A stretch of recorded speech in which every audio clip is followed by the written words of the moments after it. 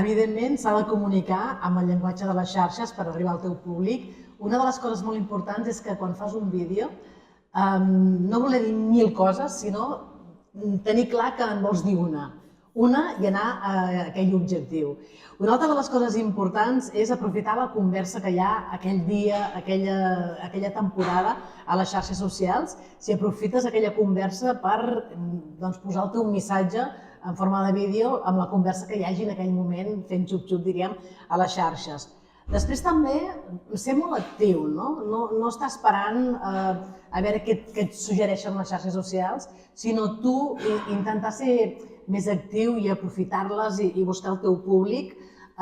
Jo sempre dic que vam començar estant escarxofats al sofà mirant a veure què ens posaven a la tele i ho decidia una altra persona, i hem acabat a les xarxes esperant què ens proposa l'algoritme. Doncs no ens esperem què ens proposa l'algoritme, sinó que busquem nosaltres, siguem actius i sobretot si a l'hora de fer unes campanyes o un missatge a les xarxes socials intentar obrir aquesta bombolla i arribar al màxim de gent.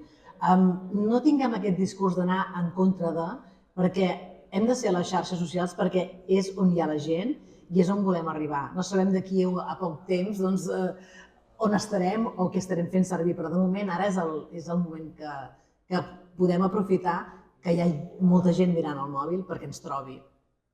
Mira, les entitats teniu un valor important que no es pot crear. Jo dic que la màxima competència actualment del sector més activista i més social són les grans marques publicitàries que volen colar aquests missatges a les campanyes publicitàries. Imagineu-vos, sense que tinguin res de contingut, volen ser verdes, medi ambient, volen ser socialment responsables i en canvi vosaltres ho sou ja de base. Per tant, és un contingut de valor que teniu que ningú us vol prendre. O sigui, ensenyeu què és el que esteu fent, ensenyeu quina gent sou les que esteu treballant, ensenyeu els vostres valors perquè són els valors que realment ara potencien la societat.